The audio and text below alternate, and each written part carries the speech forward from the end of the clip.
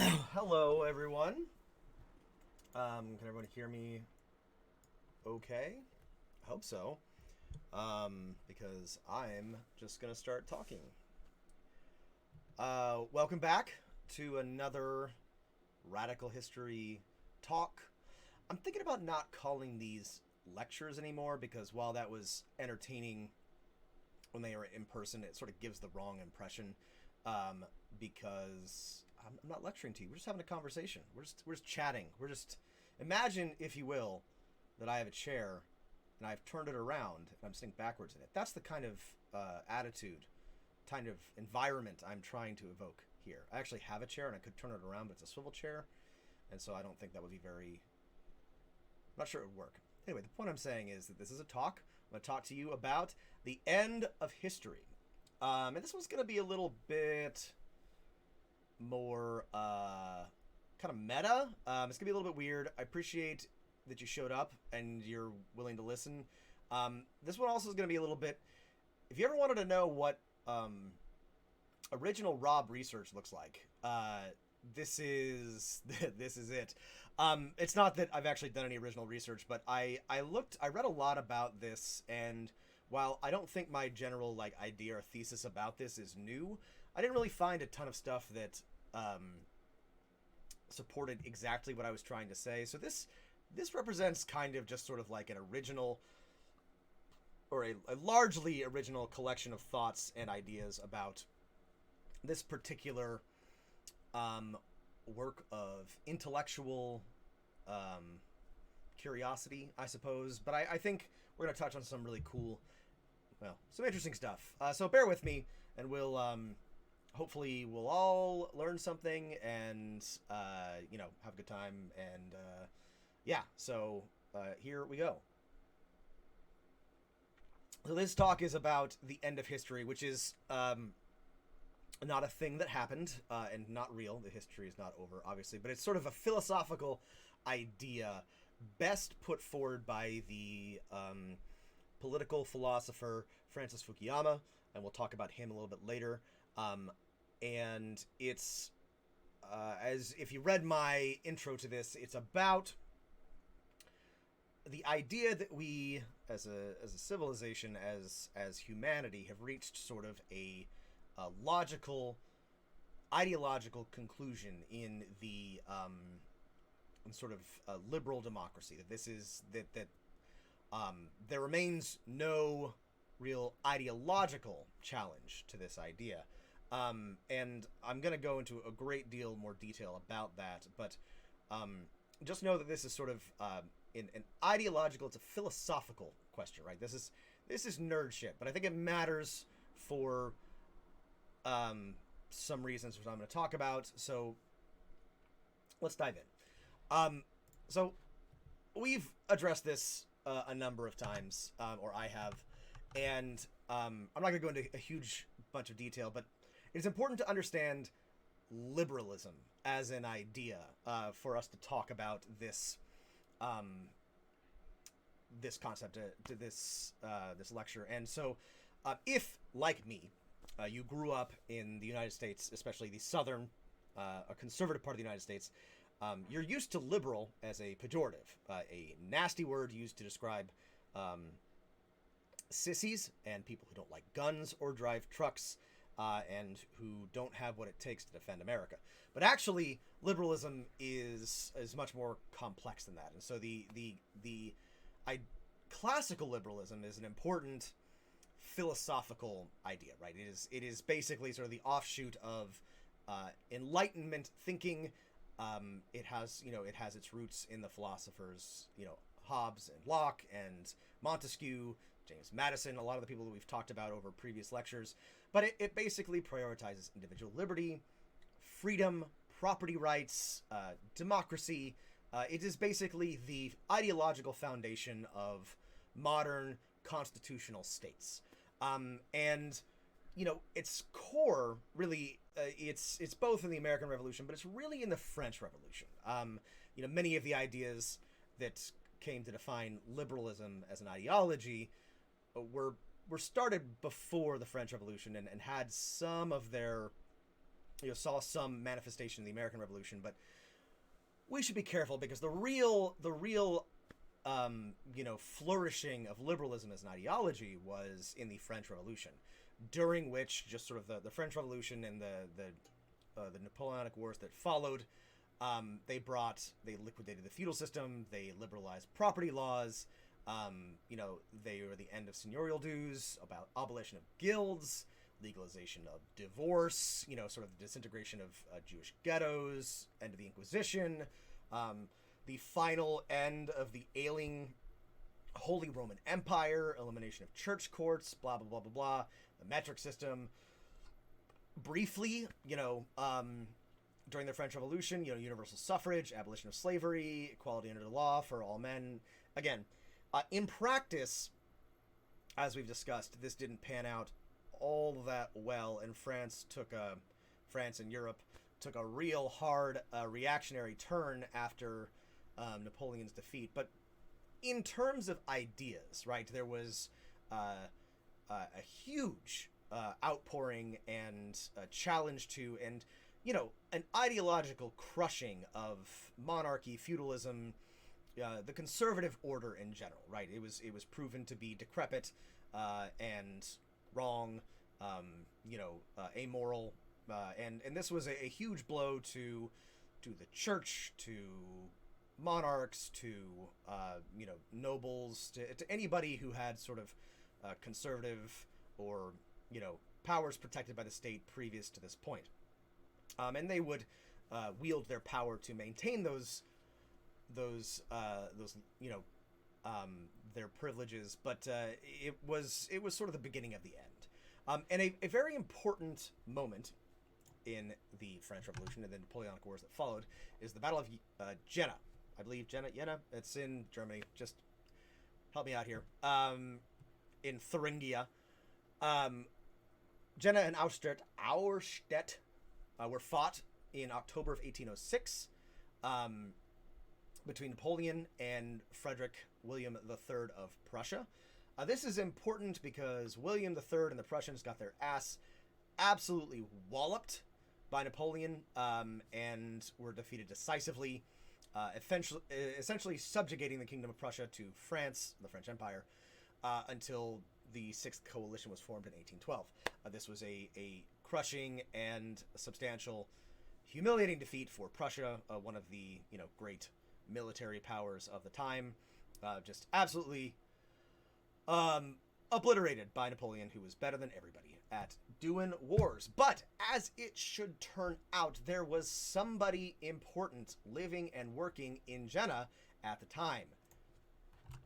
Georg Wilhelm Friedrich Hegel, a German philosopher who was born in 1770, and it was working as a embarrassing unpaid lecturer in 1806 in Jena, which was a German university town, and he saw at this time Napoleon marching through and was impressed. He wrote to a friend, "I saw the emperor, the world's soul, riding out of the city on reconnaissance. It is indeed a wonderful sensation to see such an individual who, concentrated here at a single point, astride a horse, reaches out over the world and masters it." Hegel was quite impressed by Napoleon, and this informed a lot of his later philosophy. I am not going to be talking about Hegel's philosophy, except in very brief, because this is radical history, not radical philosophy. There's a great YouTube channel called Philosophy Tube. If you want to learn about history, go there. Or learn about philosophy, go there. I do not know very much, and if you know a lot about Hegel or philosophy, dialectics, or any of these things, please don't get mad at me, because it's not really critical to this, but I have to touch on it. So bear with me. Anyway, Fukuyama found, through another philosopher that we'll talk about it later, found an important moment in this, and he summarized Hegel's perspective of Napoleon's victory at Jena as, while there was considerable work to be done after 1806, abolishing slavery and the slave trade, extending the franchise, etc., the basic principles of the liberal democratic state could not be improved upon, right? This is Fukuyama extending backwards, Hegel's idea that this was the end of history, right? History at its end. This was the final culmination. So, a student of Hegel's was a man called Karl Marx, who we have talked about a lot. And again, bear with me, because we have to talk a little bit about Marx's philosophy in order to go on here. But essentially, Hegel resurrected the idea of dialectics. To him, there are three stages: thesis, antithesis, synthesis, right? Things coming together, two things. You compare two things, and then you come to a synthesis of the two things. In Marx's theory, society consists of essentially two parts. There is the base, right, which comprises essentially the forces and relations of production, labor, capital, proper relations, employer, work conditions, etc., producing the necessities of life. The superstructure is essentially everything else: culture, institutions, politics, rituals, religion, the state, etc.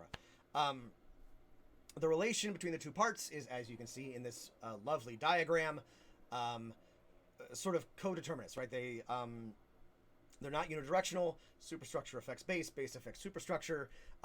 Marx and Engels are often misunderstood as this being some sort of economic determinism, which is not the case. Sometimes people reading Marx and Engels will assume that this means that ideology or religion or whatever doesn't matter, and that is not what Marx and Engels were suggesting.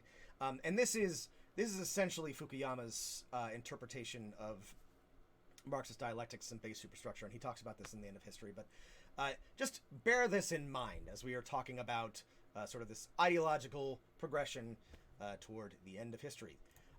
Another important dude is Alexandre Kojev, who was born Alexander Vladimirovich Kojevnikov, who was a Russian-born French philosopher and statesman, who was surprisingly important and influential in Europe after World War II. Had a lot of impact on the European Union and the development of a lot of the institutions thereof. But he was a philosopher first, and focused a lot on Hegel and continental philosophy. Fukuyama saw him as essential, right, in building the European Union. And Fukuyama, saw in him sort of a model or a precursor to the end of history. Kojev, essentially, according to Fukuyama, believed that there was no more work for philosophers since Hegel had already achieved absolute knowledge. And this is true. Whether or not his reasons for this, may or may not be what Fukuyama said, but he left teaching after the war and spent the remainder of his life working as a bureaucrat in the European Economic Community. He was responsible for a lot of, or influential in the development of a lot of the bureaucratic structures of the EU. He also may have been a Soviet spy. This is contentious. Another philosopher called him a dangerous psychopath. I would really like to talk more about Kojev, but I don't. This is not actually super relevant. But it's important to talk about him because Fukuyama picks up where Kojev leaves off. And this is where he essentially gets his idea for the end of history. So this is Fukuyama himself.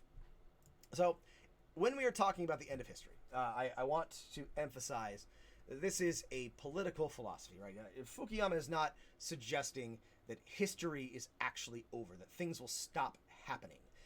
He is simply trying to place an ideological and philosophical framework around the position in time and space that we have reached.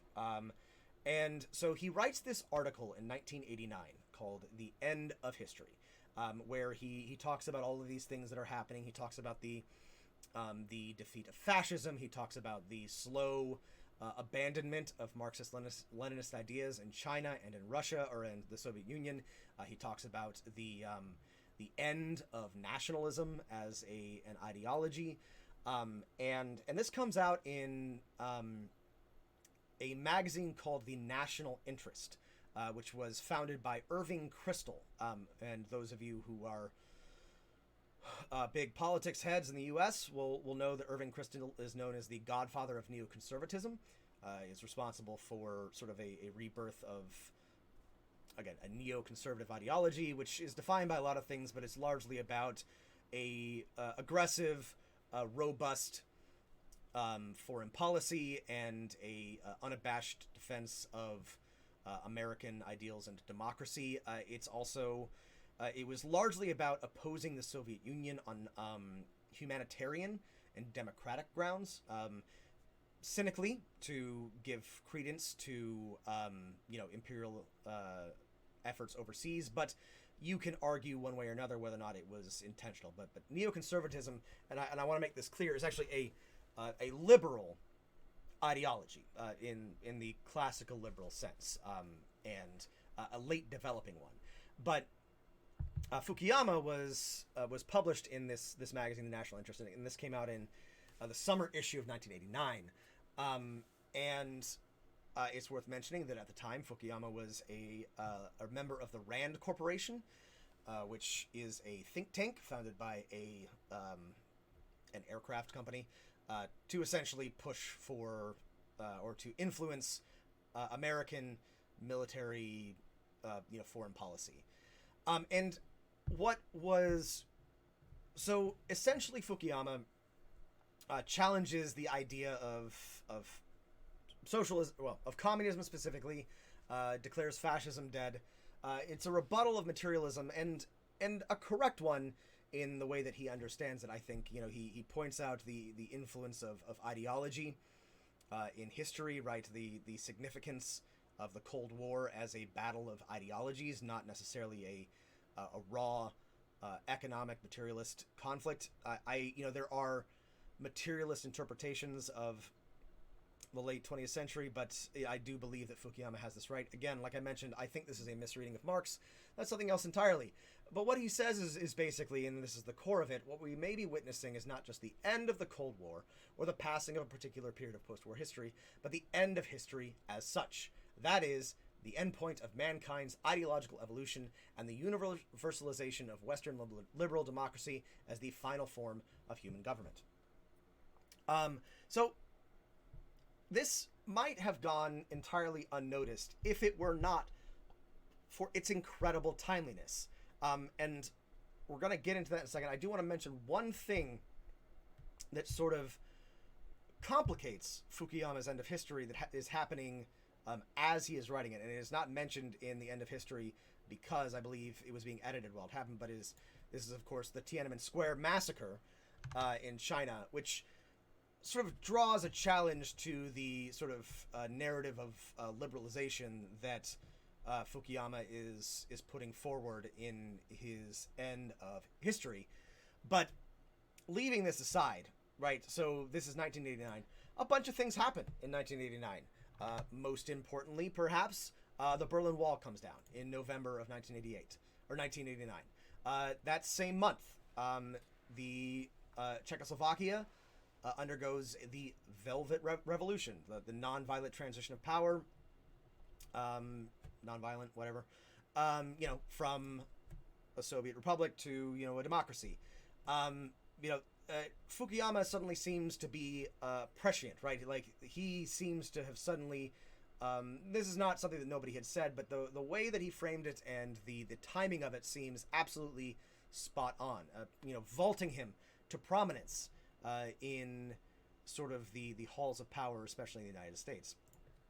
And then, of course, in December of 1991, the Soviet Union votes itself out of power, out of existence, ending, essentially, the Cold War once and for all. This, of course, has long, wide-ranging effects and causes, but essentially it makes Fukuyama, who had the good fortune to see this coming in, again, a very broad sense, right? He describes the liberalization of these areas as it is happening. It makes him look like a super genius. And it also makes his thesis, right? The idea that there is no ideological challenge to liberal democracy absolutely unimpeachable, right? It seems that this is the truth. This is we are at the end of history, and I don't want to suggest that congressmen and politicians or whatever are just going around saying, well, that's the end of history. But I do think that these ideas seeped into discourse, and for conservatives especially, the influence of these small magazines, things like the National Interest, is quite substantial. The number, this is not like a dig, and I mean it, I would mean it as a dig if it were, but the number of conservative intellectuals is quite small, but their influence is substantial, right? The number of people like Irving Kristol and his son Bill Kristol, who is still around and still talking, is substantial, right? Because the Bill Buckleys of the world have outsized influence in America for a lot of reasons. Mostly it has to do with money, but just even though the National Interest had a circulation of like 6,000 when Fukuyama wrote this article,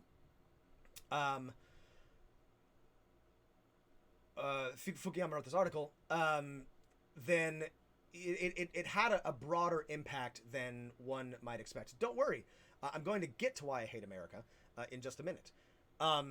So suddenly, and Fukuyama writes a follow-up to the article End of History in a book, The End of History and the Last Man, draws in some Nietzsche and other philosophers. Again, it's important to remember that Fukuyama is a philosopher, and this is a largely philosophical argument.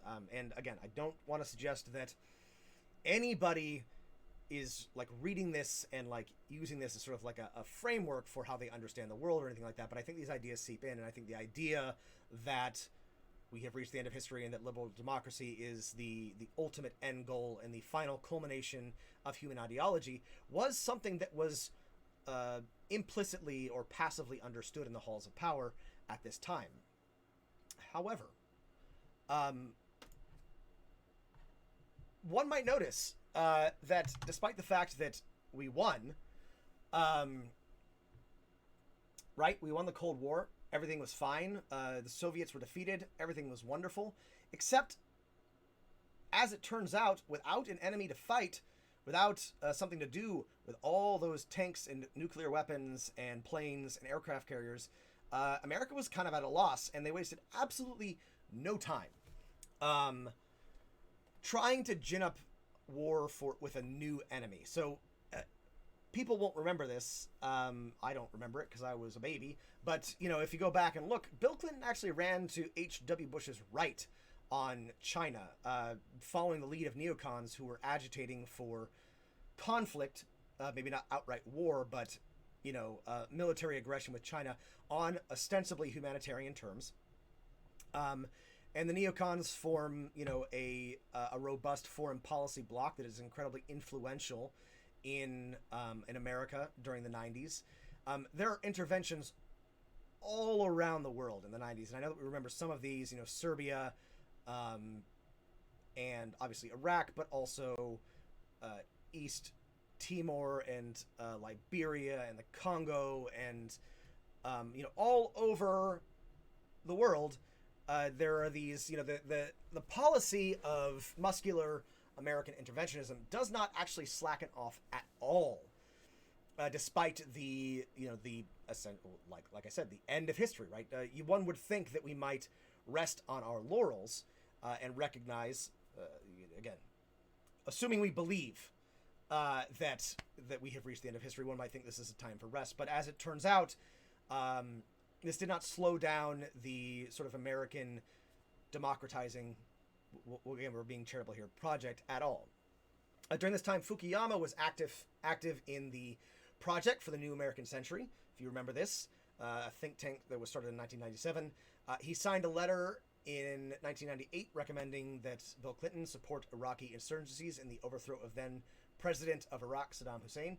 I think most of us know this by now, but one must understand that the war in Iraq was a foreign policy goal explicitly pushed by neoconservatives for decades. A big part of this was, again, the Project for the New American Century, a think tank. It was established by Bill Kristol and Robert Kagan. Again, Bill Kristol Irving Kristol's son. The stated goal of this think tank, and a lot like it, were to promote American global leadership. The organization stated that American leadership is good for both America and for the world. It sought to build support for a Reaganite policy of military strength and moral clarity. So what else happened in the 90s, right? Well, NAFTA happened, among other things. And sort of like NAFTA is an important thing to understand. It's not like by itself, I think, as important as people think it is, but NAFTA represents sort of the ideology of global liberalism, right? Or globalism. I really feel weird about using that word because it's always used by horrible people. So just global liberalism, right? The breaking down of trade barriers, the free trade in general, the global supply chains, interconnectedness. And what happens with trade agreements like NAFTA is that generally, without, trying to be charitable here, but generally working people lose. Working people in both countries, all countries, tend to suffer immensely from these free trade agreements. And there's a very simple reason why, and that free trade allows for, in almost every case, unlimited and seamless transition of capital across borders, but it does not allow for the seamless transition of labor across borders. And this creates an imbalance of power. You can agree and disagree with all sorts of bits of this, but you can't really, in my opinion, disagree that free trade has not benefited the working people of the world as such. And so this by itself is not, I think, ideologically a problem. But what is a problem is that, like, lacking the sort of critical conflict of the Cold War, lacking an ideological drive, sort of dismantling the welfare state and dismantling sort of these ideological, touchstones and leaving nothing in its place, and then instituting these global policies that, in many ways, immiserates and disenfranchises people, is a major blunder. People dislike it. And I'm going a little bit out of order here, but the consequence is, among other things, a hard right turn. This, I think, like the most significant moment here is Newt Gingrich's contract with America, the 1994 congressional elections, Republicans sweep into power. Every Democrat in Congress still lives in a quaking fear of this moment. If you have ever wondered why your representatives don't do anything, or why they are constantly sucking up to conservatives and Republicans and trying to get them to like them, it's because they have long-standing trauma from this moment. And if not from that, it's from Reagan's 1984 election. But either way, the point is that following the fall of the Soviet Union, there was a massive ideological vacuum, right? Communism and socialism, left-wing movements of all sorts had been essentially discredited in just every conceivable way, whether or not you think that's fair. On the world stage, it was seen that left-wing socialist communist movements were on the decline, and that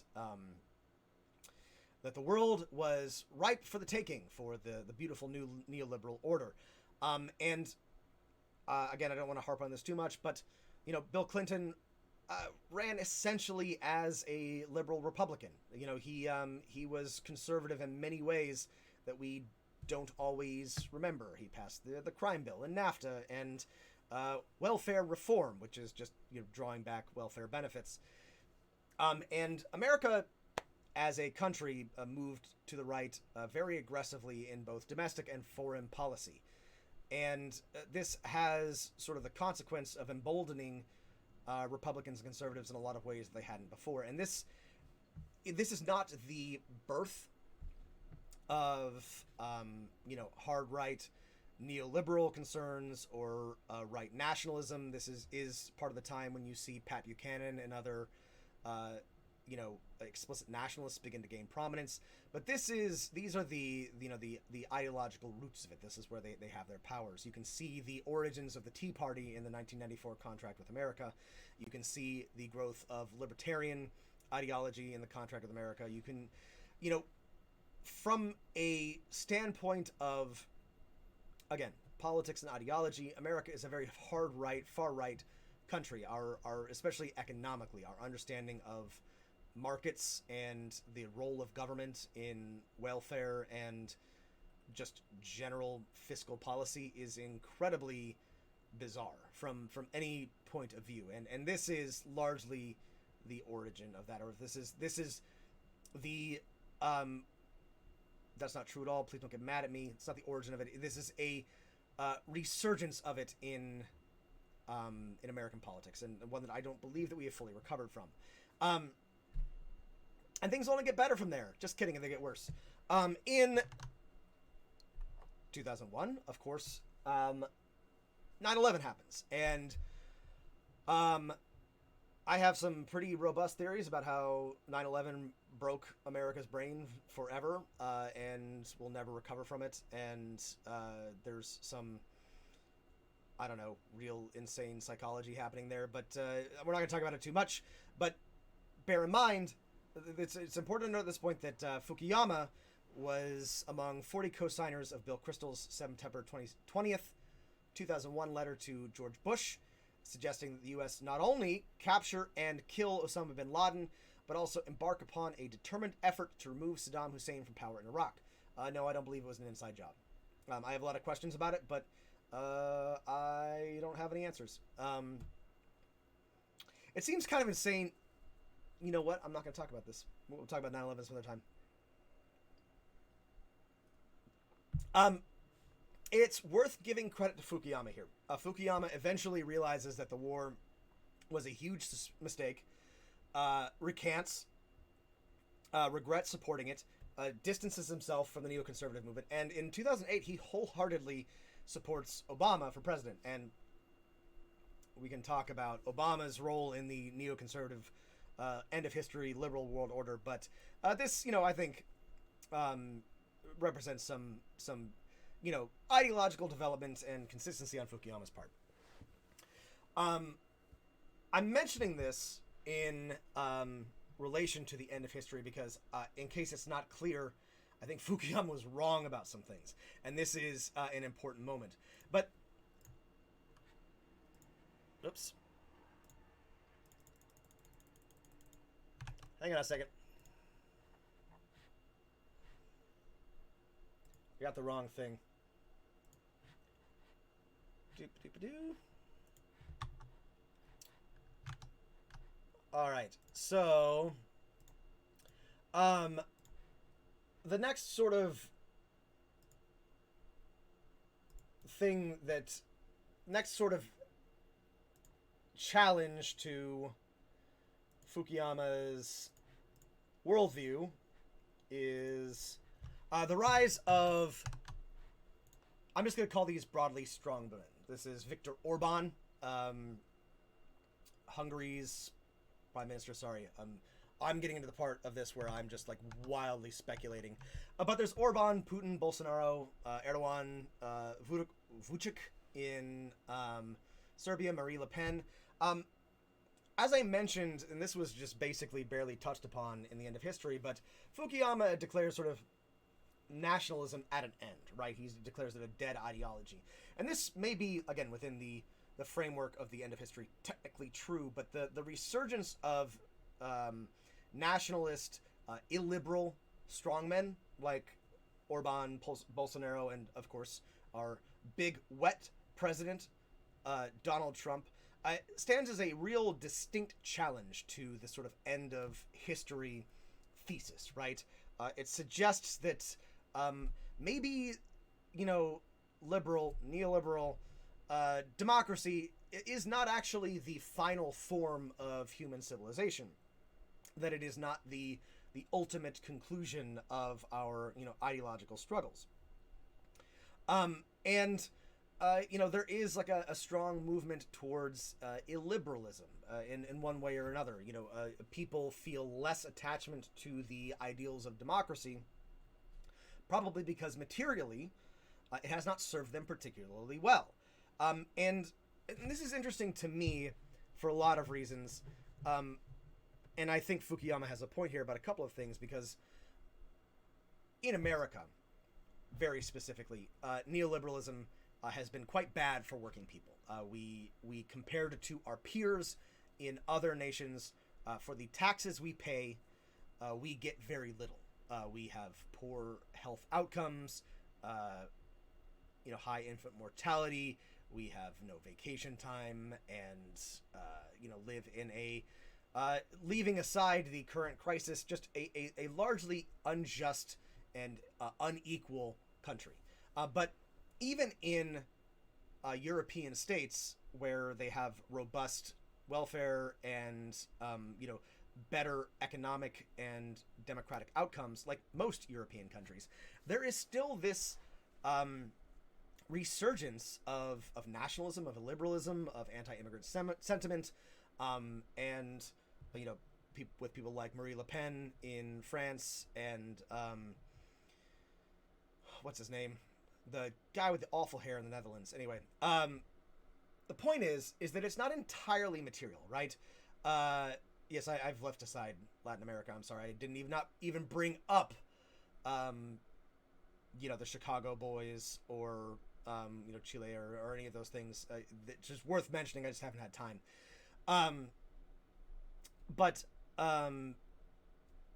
even in places where the working people have ostensible, they live good, healthy, long lives. They are not suffering under, constant economic deprivation. They still are, again, Marie Le Pen, Boris Johnson in Britain, these strongmen, these illiberal types are coming to power.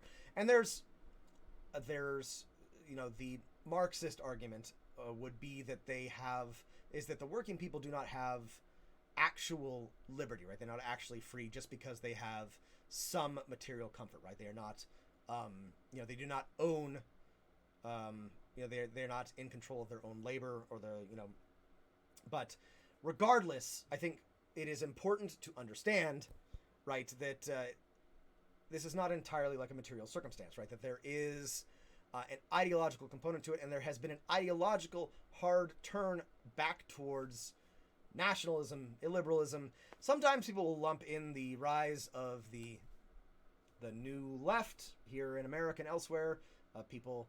Awful pinko commie libs like myself, who are part of the Democratic Socialists of America. You can agree or disagree about socialism's place. Socialism is Marx especially distinctly positioned communism as a challenge to the liberal order, because liberalism exists largely to protect private property rights, right? There are socialist traditions that are liberal, Christian socialism and others, and some might argue that socialism in advocating for democratic and economic rights for all is actually a progenitor or a descendant of and a defender of the liberal order. But whatever. Point is, it's a good point, right? Fukuyama's technically right about this. But here's the real problem with the end of history, right? The whole idea of it. And I want to give credit to Fukuyama. He has backed off on this idea, and he no longer believes that we're at the end of history. He seems to no longer be a neoconservative. He's a nice, old Asian philosophy professor who likes to take pictures and ride his bike.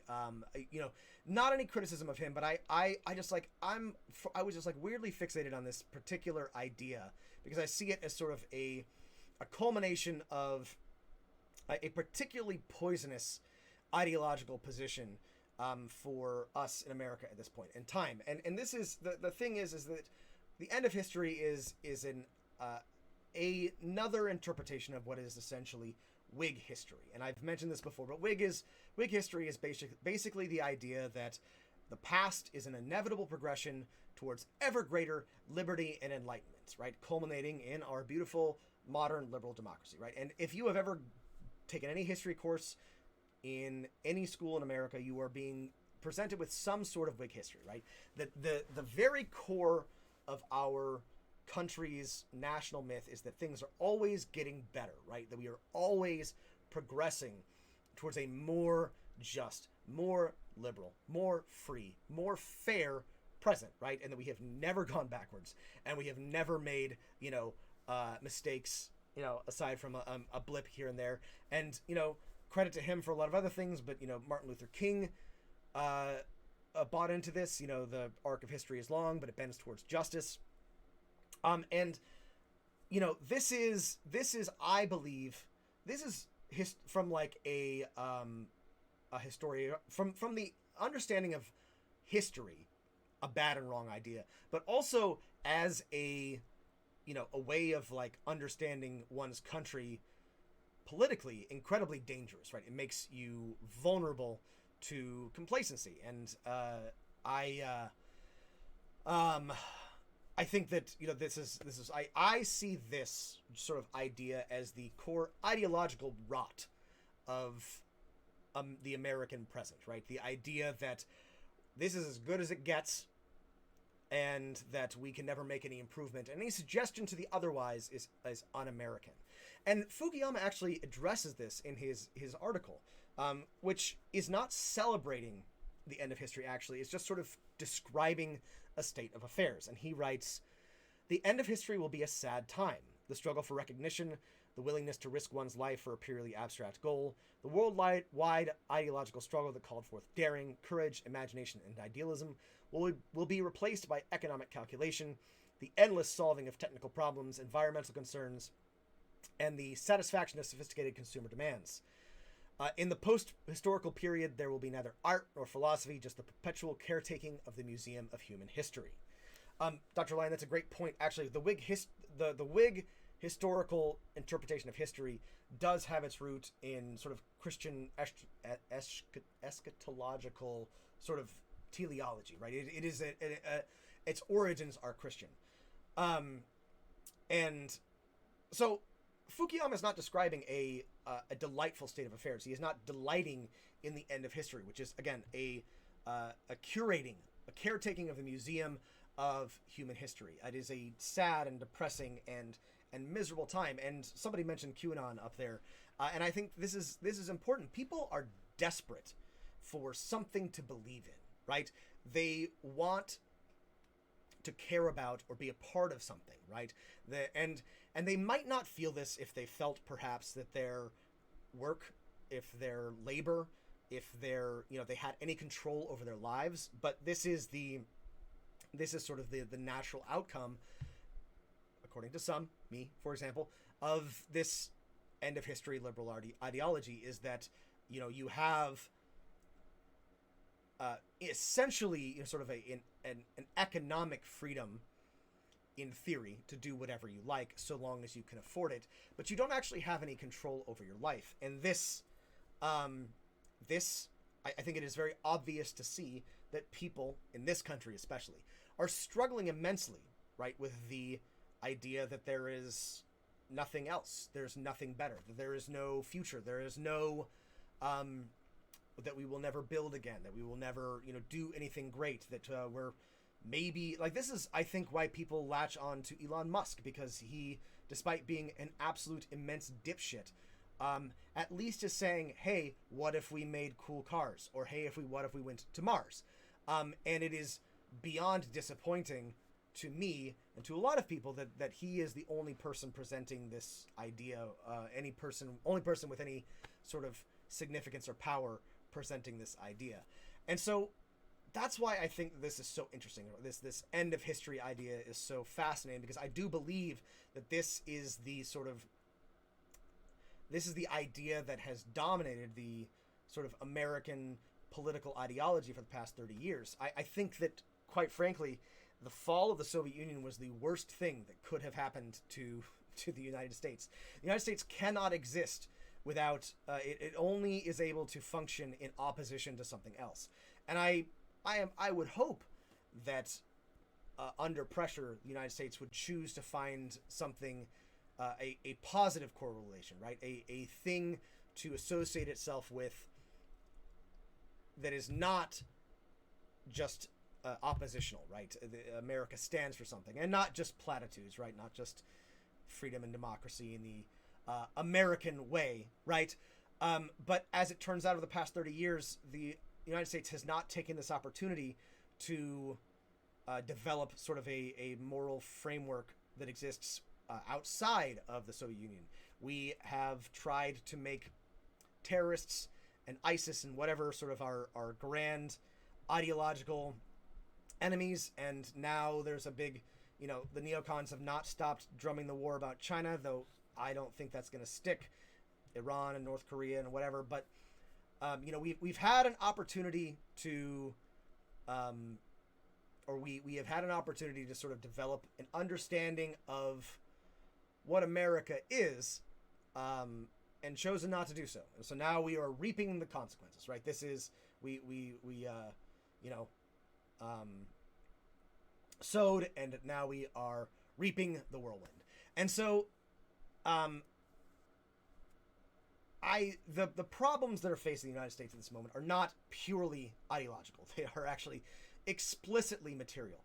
But I do think that it is important to understand the ideological roots of how we came to be where we are. And this is just one piece of many in a whole edifice of neoliberal ideology. But I think the idea, right, the end of history, that this is as good as it gets, that this is the real and good and perfect end, that there's nothing left to do except tinker around the edges, right?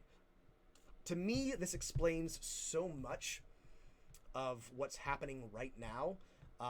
When I just look back over the past 30 years, that I just really, I had to talk about this. I had to sort of address this. So thank you all for listening to me. This wasn't a particularly historical lecture. This was very meta and philosophy and historiography heavy, but I appreciate you listening to me rant about this. I'm obviously political, but I try not to just yell at you about my politics. So thank you all for listening. I don't remember what I said next week would be. I know Franz is here, and Franz has been asking me to talk about libertarians for a while, so that's going to happen. I apologize I didn't get to touch on them very much tonight, but I'm going to do a whole thing on the origins of sort of libertarian ideology and Ayn Rand and other things soon. And I probably will do one on 9/11. I'm waiting to get the book. Well, I'll let you know whenever actually I do get the book. So I'm not sure what next week will be, but thank you all for listening. These are always great fun for me. I appreciate you tuning in and letting me rant. We're all stuck inside forever. End of history, collapse of empire, hurrah. Thanks, everyone. Have a great night. Stay cool. And, yeah, I'll see you all next week.